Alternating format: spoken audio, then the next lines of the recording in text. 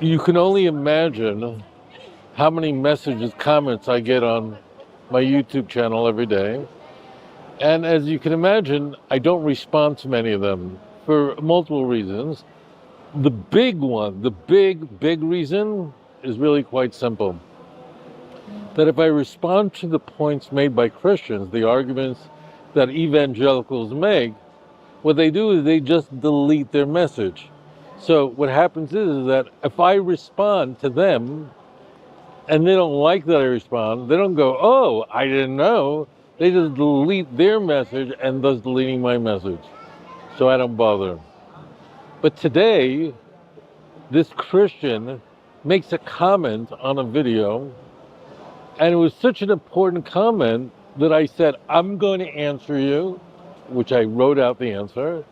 And I wrote, I know you're going to delete this. I hope you don't, but I know you're going to delete this. And if you do delete this, I'm going to make a video about it, which you can't delete. So I'm going to do that right now. And it's about Jesus' genealogy, just so you know that when you open the Christian Bible begins, Matthew 1:1. This is the genealogy of Jesus Christ, son of David, son of Abraham. Okay? That's very critical. Okay. So there are huge problems in this genealogy. There's another genealogy, incidentally, in the book of Luke, Luke chapter 3. There are two genealogies in the New Testament, two infancy narratives in the Christian Bible. One in Matthew, one in Luke, and they are entirely different. But that's not germane right now. What is very important, listen very carefully, is that the genealogies mean nothing. They mean nothing. Why?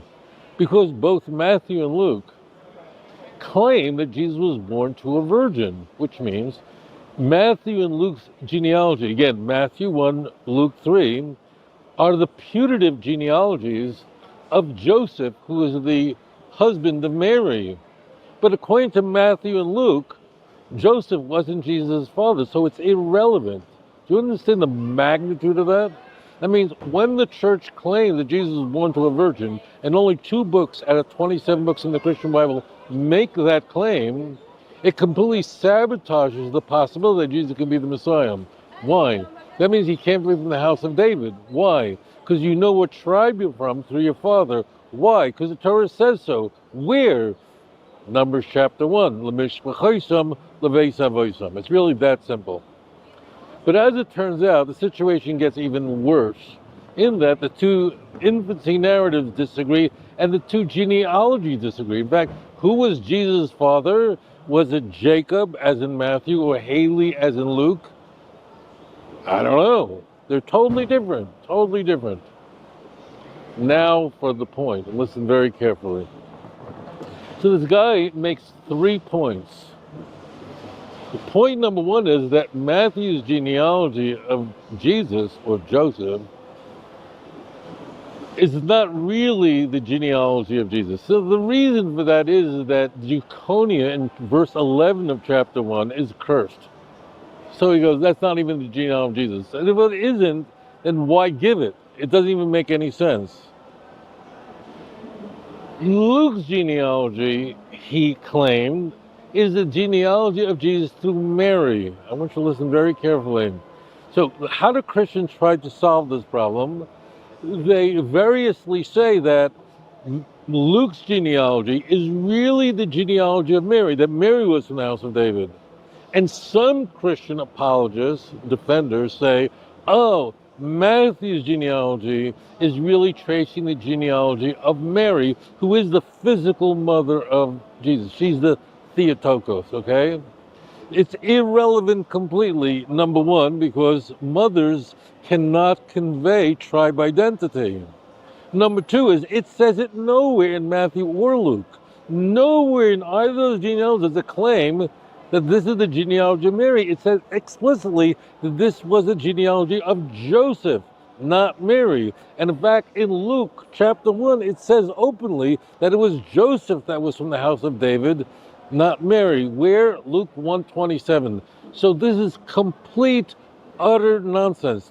Are you following any of this at all? So this is what happens like when you make up stuff. Where do they get this stuff from? They read these booklets online. They look at these websites of missionaries, and then they're told all this stuff, and they just regurgitate it. So they've got to, like, how do we connect Jesus to the house of David? Well, if it's through Joseph, and Joseph wasn't Jesus' father, again, only according to Matthew and Luke. And therefore, Joseph's genealogy is completely worthless. Now, if you read Matthew 1 or Luke chapter 3, you would see it's only Joseph that's mentioned, not Mary as being a descendant of King David. It gets so crazy, but this is what happens when you mess around. Now, then there's one other point. The reason why I took a lot of interest in this is because there was another claim in there, and that is tribe identity can be transmitted through the mother. Okay, that's the claim. Now, as I mentioned to you, for example, Numbers chapter 1, verse 18, according to the family, according to the father's house. That's how you know what tribe you're from, okay? Well, how do you escape that? And in fact, if you look at all these two genealogies in Matthew and Luke, it's all men, men, men, men. No women, because women don't matter. I mean, when I say women don't matter, women don't be angry. What I mean is women are not germane to what tribe you're from. Women do determine if you're Jewish or not, so they're very important, but not with tribe identity. That's what's critical. Well, what happens is in the book of Chronicles, we have something very interesting. We have, in looking at the family of David, we have this, how do we say this? We have this family, guy named Shushan, who has only daughters, he has no sons.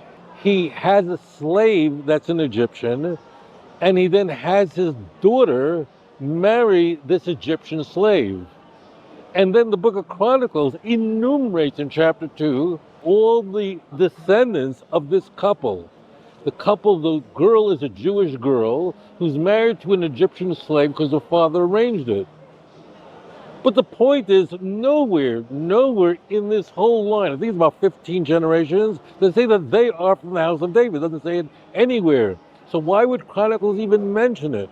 So it's complete nonsense that Chronicles is suggesting that tribe identity is traced through a mother rather than a father. So why is it in there? Well, it's in there because, now listen very carefully, there's a prohibition in the Torah that you can't marry an Egyptian. It's an illicit marriage. So therefore, the book of Chronicles, Ezra, who's the author of Divrei Yamim, enumerates, explains that, hey, you see all this whole family here? They're puzzled. These are not legit. So nowhere in that genealogy does it state that these people are also considered from the house of David. So this is all nonsense. So now, my friends, understand that when you change anything, when you play with something and you get yourself in a lot of trouble, when you claim that Jesus was born to a virgin, you immediately sabotage the entire claim that Jesus could possibly be the Messiah, let alone he didn't do anything the Messiah is supposed to do. But number two is you've got a big problem.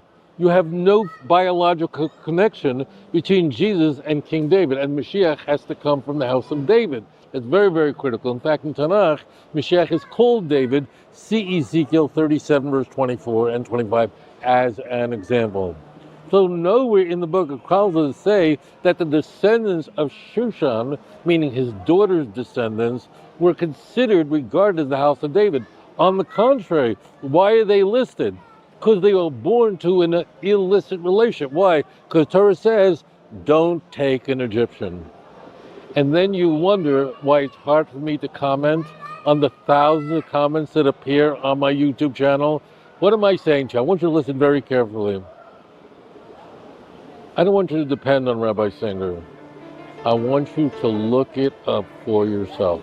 If you do, no missionary will ever be able to rob you of a relationship with God.